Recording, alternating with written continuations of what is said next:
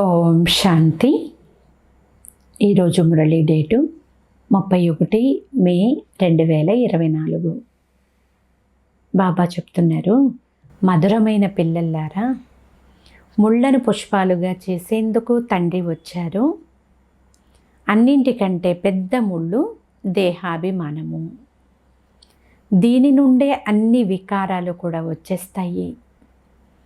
అందుకే మీరు ఆత్మాభిమానులుగా అవ్వండి అని బాబా అంటున్నారు. ఈరోజు మురళిలోని ప్రశ్న, భక్తులు తండ్రి ఏ కర్తవ్యాన్ని అర్థం చేసుకోని కారణముగా తండ్రిని సర్వవ్యాపి అని అనేశారు? సమాధానము, తండ్రి బహురూపి. ఎక్కడ ఆవశ్యకత ఉంటే అక్కడకు క్షణంలో ఏ బిడ్డలోనైనా ప్రవేశించి ఎదురుగా ఉన్న ఆత్మ యొక్క కళ్యాణం చేసేస్తారు. భక్తులకు సాక్షాత్కారము చేయిస్తారు. వారు సర్వవ్యాపి కాదు, కానీ చాలా తీవ్రమైన రాకెట్. తండ్రి వచ్చేందుకు వెళ్ళేందుకు పెద్దగా సమయమైతే పట్టదు. ఈ విషయాన్ని అర్థం చేసుకోని కారణం వలన భక్తులు భగవంతుణ్ణి సర్వవ్యాపి అని అనేశారు. ఓం శాంతి. ఇది చిన్న ఉద్యానవనము, మానవుల తోట, అంటే హ్యూమన్ గార్డెన్. తోటలోకి వెళ్ళినప్పుడు అందులో రకరకాల పాత వృక్షాలు కూడా ఉంటాయి. అక్కడక్కడ కసి మొగ్గలు కూడా ఉంటాయి. కొన్ని స్థానాలలో సగం వికసించిన మొగ్గలు కూడా ఉంటాయి. ఇది కూడా తోటయే కదా. ఇక్కడ ముళ్ళ నుండి పుష్పాలుగా అయ్యేందుకే మనం ఇక్కడికి వచ్చామని మీకు తెలుసు. శ్రీమతం ద్వారా మనము ముళ్ళ నుండి పుష్పాలుగా అవుతున్నాము. ముళ్ళు అడవిలో ఉంటాయి, పుష్పాలు తోటలో ఉంటాయి. తోటను స్వర్గము అని, అడవిని నరకము అని అంటారు. తండ్రి కూడా అర్థం చేయిస్తున్నారు, ఇది పతిత ముళ్ళ అడవి, అది పుష్పాల తోట.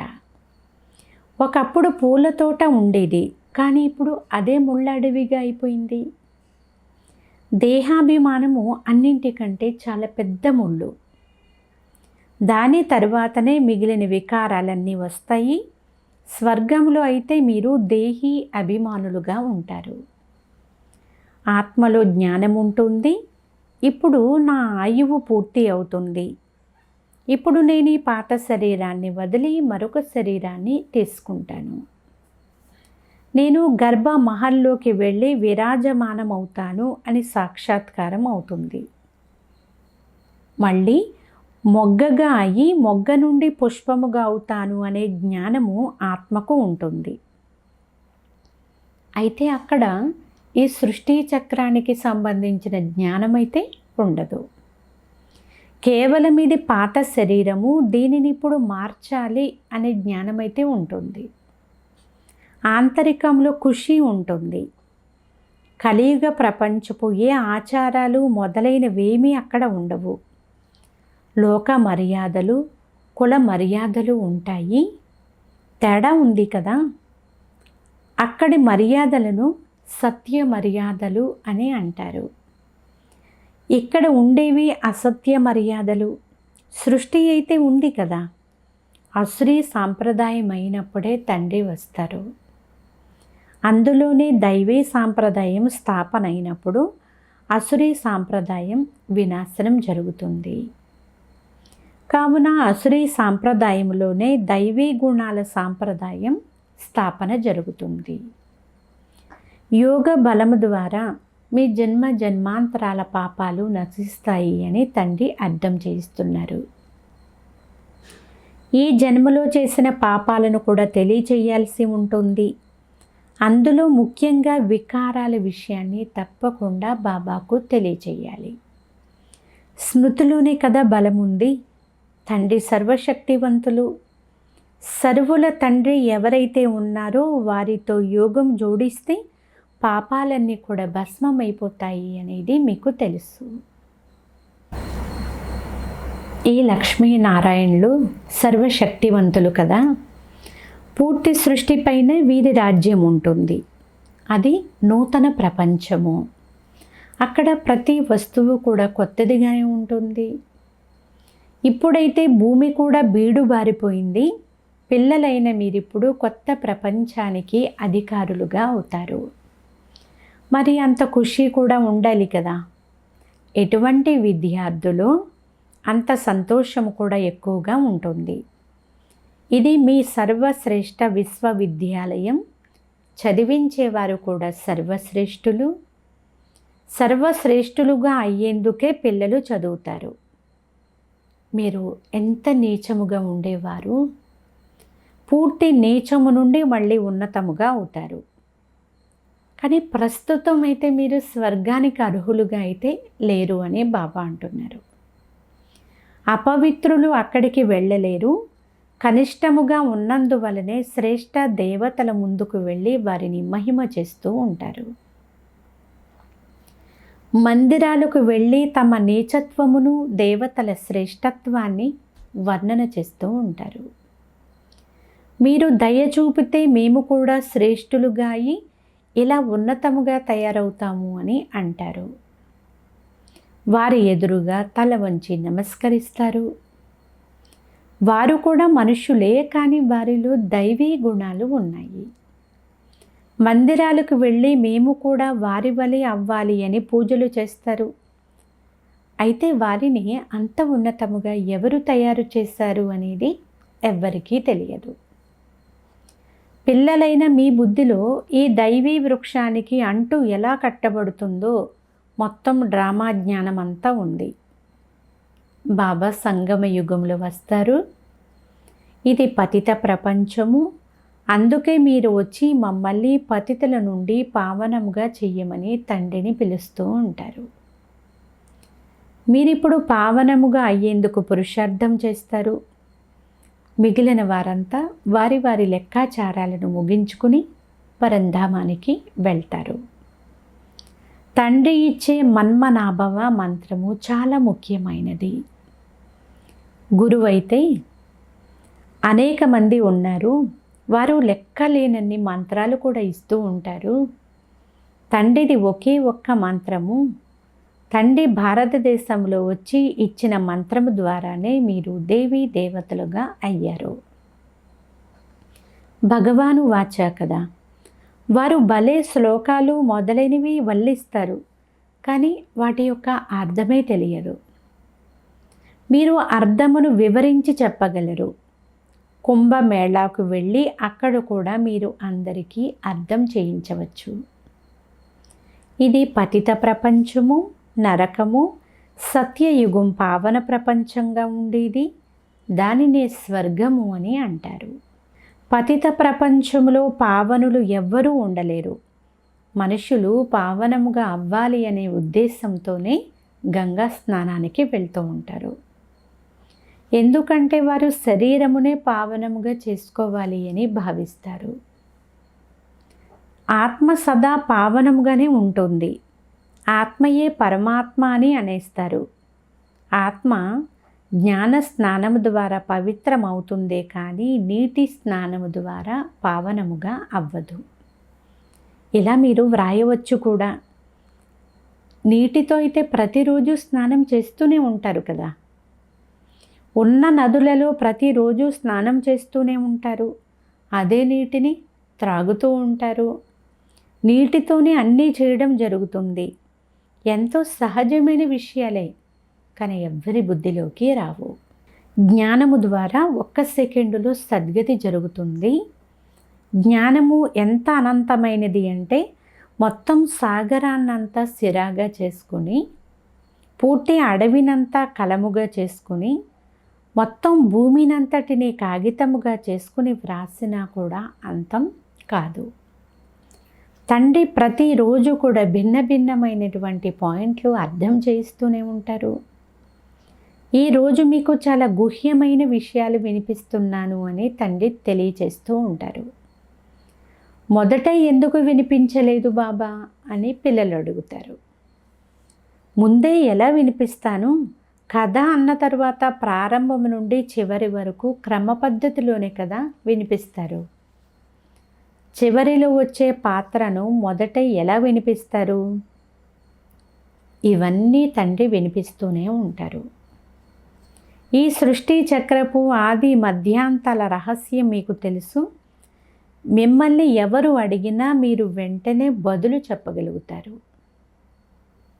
పిల్లలైన మీ బుద్ధిలో నెంబర్ వారీగా జ్ఞానం కూర్చుంది. మీ వద్దకు వచ్చినప్పుడు పూర్తి సమాధానం లభించకపోతే వెలుపలికి వెళ్ళి ఇక్కడ పూర్తి వివరణ లభించదు, తప్పుడు చిత్రాలను పెట్టుకుని ఉన్నారు అని అనేస్తారు. అందుచేతనే బాబా అంటున్నారు, అర్థం చేయించే పిల్లలు కూడా బాగుండాలి అని. లేకుంటే వారు కూడా పూర్తిగా అర్థం చేసుకోరు. అర్థం చేయించేవారు అర్థం చేయించగలిగితే ఎలాంటి వారికి అలాంటి వారే చిక్కారు అని భావిస్తారు. అక్కడక్కడ వచ్చిన జిజ్ఞాసు చాలా వివేకవంతుడైతే అర్థం చేయించే పిల్లలు అంత తెలివైన వారిగా లేకపోవడం గమనించినట్లయితే బాబాయే వారిలో ప్రవేశించి సహయోగం చేస్తారు. ఎందుకంటే తండ్రి చాలా సూక్ష్మమైనటువంటి రాకెట్ వంటి వారు. వచ్చి వెళ్ళేందుకు వారికి పెద్ద సమయం కూడా పట్టదు. అందుకే వారు తండ్రిని బహురూపి లేక సర్వవ్యాపి అని అనేశారు. ఇది పిల్లలైన మీకు తండ్రి కూర్చుని అర్థం చేయిస్తున్నారు. మంచి మంచి గొప్ప వ్యక్తులకు అర్థం చేయించేవారు కూడా ఆ విధంగానే ఉండాలి. ఈ రోజుల్లో కొందరు బాల్యము నుండే శాస్త్రాలను కంఠస్థం చేసేస్తారు. ఎందుకంటే ఆత్మ సంస్కారాన్ని తీసుకొస్తుంది. ఎక్కడ జన్మ తీసుకున్నా అక్కడ తిరిగి అవే వేదశాస్త్రాలు మొదలైనవి చదవడం ప్రారంభిస్తారు. అంతిమతి సుగతి అయిపోతుంది కదా. ఆత్మ సంస్కారాన్ని తీసుకుని వెళ్తుంది. చివరికి ఈ స్వర్గ ద్వారాలు వాస్తవంగా తెరవబడే ఆ రోజు రానే వచ్చేసింది అని పిల్లలైన మీరు తెలుసుకున్నారు. నూతన ప్రపంచ స్థాపన, పాత ప్రపంచ వినాశనం జరుగుతుంది. స్వర్గము నూతన ప్రపంచంలో ఉంటుందని కూడా మనుష్యులకు తెలియదు. మేము సత్యనారాయణ కథ లేక అమర కథను వింటున్నాము అని పిల్లలు తెలుసుకున్నారు. ఉన్న కథ ఒక్కటే, దానిని వినిపించేవారు కూడా ఒక్కరే. తరువాత వాటి శాస్త్రాలను తయారు చేస్తారు. ఉదాహరణలన్నీ మీవే. వాటిని భక్తి మార్గంలో ఉపయోగిస్తారు. కావున సంగమయుగంలో తండ్రి వచ్చి అన్నిటినీ అర్థం చేయిస్తారు. ఇది చాలా పెద్ద అనంతమైన ఆట. ఇందులో మొదట సత్య త్రేతాయుగాల్లో రామరాజ్యం ఉంటుంది. ఆ తర్వాత మళ్ళీ రావణ రాజ్యం వచ్చేస్తుంది. ఇది రచింపబడిన, తయారు చేయబడిన ఆట. దీనిని అనాది అవినాశి డ్రామా అని అంటారు. మనమంతా ఆత్మలమని తండ్రి ఇచ్చినటువంటి జ్ఞానమైతే వేరెవ్వరి వద్ద కూడా లేదు. ఆత్మలందరి పాత్ర కూడా డ్రామాలో నిర్ణయింపబడి ఉంది. ఎవరి పాత్ర ఎప్పుడు ఉంటుందో వారు అప్పుడే కదా వస్తారు, వృద్ధి చెందుతూ ఉంటారు. పతితుల నుండి పావనముగా అవ్వడమే పిల్లలకు ముఖ్యమైనటువంటి విషయము. ఓ పతిత పావన రండి అని కూడా పిలుస్తారు. పిల్లలే పిలుస్తారు. తండ్రి కూడా చెప్తున్నారు, నా పిల్లలు కామచితి పైన కూర్చుని భస్మమైపోయారు. ఇవి యథార్థమైన విషయాలు. ఇది అవినాశి ఆత్మకు సింహాసనం. ఇది అప్పుగా తీసుకోబడింది. బ్రహ్మను గురించి మిమ్మల్ని ఇతడు ఎవరు అని ప్రశ్నిస్తారు. వారికి భగవాను వాచ, నేను సాధారణ తనువులో వస్తాను అని వ్రాయబడింది చూడండి అని చెప్పండి.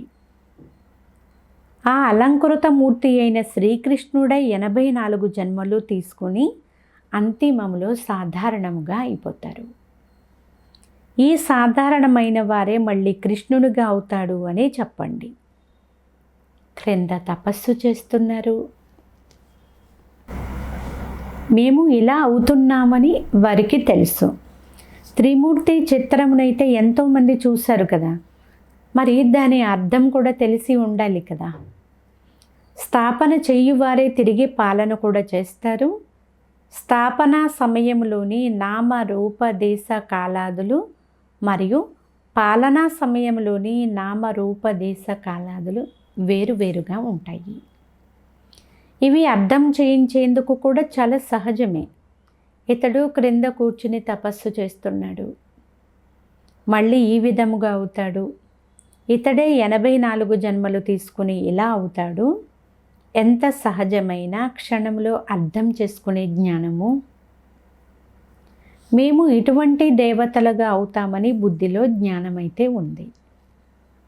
84 జన్మలు కూడా ఈ దేవతలే తీసుకుంటారు. మరి ఇంకెవరైనా తీసుకుంటారా? తీసుకోరు. 84 జన్మల రహస్యం కూడా పిల్లలకు అర్థం చేయించారు. దేవతలే మొట్టమొదట వస్తారు. తీగ పైన చేప బొమ్మలు ఉంటాయి కదా, చేప క్రిందకు దిగి వచ్చి మళ్ళీ పైకి వెళ్తుంది. అది కూడా మెట్ల వంటిదే. భ్రమరి, తాబేలు మొదలైన వాటి ఉదాహరణలన్నీ కూడా ఇప్పటివే. భ్రమరిలో కూడా ఎంత తెలివి ఉందో చూడండి. మనుషులైతే తమను తాము చాలా చాలా తెలివైన వారిగా భావిస్తూ ఉంటారు. కానీ మనిషిలో భ్రమరికి ఉన్నంత తెలివి కూడా లేదు అని బాబా అంటున్నారు. సర్పము పాత చర్మపు పొరను వదిలి కొత్తది తీసుకుంటుంది. పిల్లలను ఎంత తెలివైన వారిగా తయారు చేయడం జరుగుతుంది. తెలివైన వారిగా అర్హులుగా తయారు చేయబడతారు. ఆత్మ అపవిత్రముగా అయిపోయినందువలన అర్హత లేదు. కావున దానిని పవిత్రముగా చేసి యోగ్యముగా తయారు చేస్తారు. అది యోగ్య ప్రపంచము. పూర్తి సృష్టిని నరకము నుండి స్వర్గముగా చేయు కర్తవ్యమైతే తండ్రి ఒక్కరిదే. స్వర్గం ఎలా ఉంటుందో మనుషులకు తెలియదు. దేవీ దేవతల రాజధానిని స్వర్గము అని అంటారు.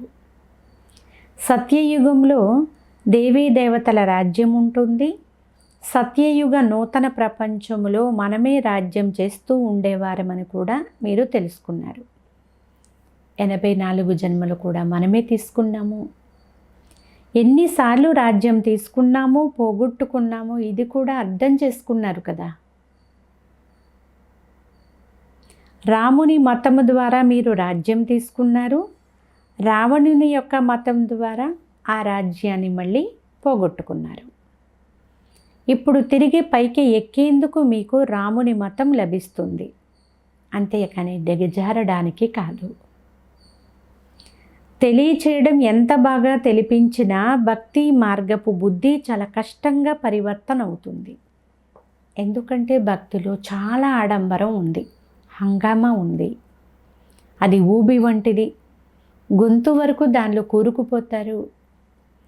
ఎప్పుడైతే అందరి అంతము జరుగుతుందో అప్పుడు నేను వస్తాను, అందరినీ జ్ఞానము ద్వారా దాటిస్తాను అని బాబా చెప్తున్నారు. నేను వచ్చి ఈ పిల్లల ద్వారా ఈ కార్యము చేయిస్తాను. బాబాతో పాటు సేవ చేయు పిల్లలు బ్రాహ్మణులైన మీరే. మిమ్మల్ని ఈశ్వరీయ సేవాదారులు అని అంటారు. ఇది అన్నింటికంటే చాలా శ్రేష్టమైనటువంటి సేవ. ఇలా చెయ్యండి అని పిల్లలకు శ్రీమతం అయితే లభిస్తుంది కదా. మళ్ళీ అందులో నుండి కొందరో ఎన్నుకోబడి వెలువడతారు. ఇవన్నీ కొత్త విషయాలేమీ కాదు.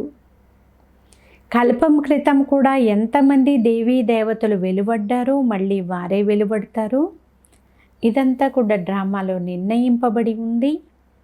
మీరు కేవలం సందేశాన్ని చేర్చాలి. ఇది చాలా సహజము. భక్తి మార్గంలో పూర్తి హడావుడి ఉన్నప్పుడు కల్పము యొక్క సంగమ సమయంలోనే భగవంతుడు వస్తారు అనేది మీకు తెలుసు. తండ్రి వచ్చి అందరినీ తీసుకుని వెళ్తారు. ఇప్పుడైతే మీ పైన బృహస్పతి దశ ఉంది. అందరూ స్వర్గములోకి వెళ్తారు.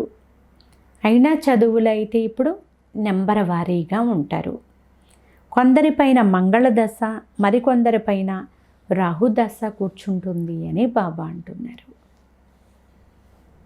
అచ్చా. మధురాతి మధురమైన అపురూపమైన పిల్లలకు మాతాపిత బాప్దాదాల ప్రియ స్మృతులు మరియు గుడ్ మార్నింగ్. ఆత్మిక పిల్లలకు ఆత్మిక తండ్రి నమస్తే.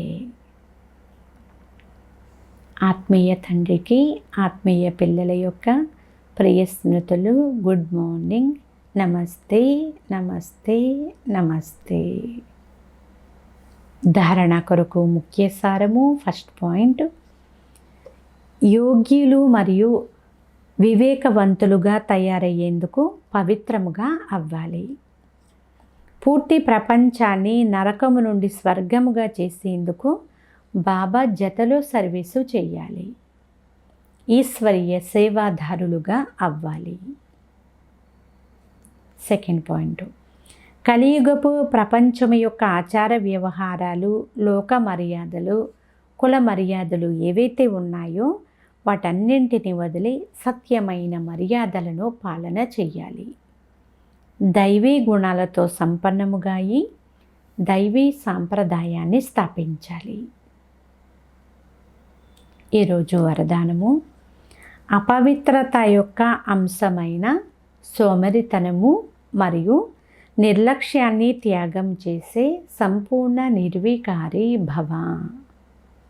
సారాంశము, దినచర్య యొక్క ఏ కర్మలోనైనా హెచ్చుతగ్గులవ్వడము, సోమరిగా లేక నిర్లక్ష్యముగా అవ్వడము, ఇవి కూడా వికారం యొక్క అంశాలే.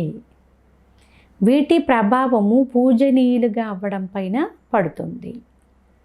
ఒకవేళ మీరు అమృత వేళలో స్వయాన్ని జాగృత అవస్థలో అనుభవం చేయకపోతే, విధి లేక కూర్చుంటే, లేక సుస్థిగా కూర్చుంటే, మీ పూజారి కూడా విధి లేక పూజ చేస్తాడు, లేక సుస్థిగా పూజ చేస్తాడు.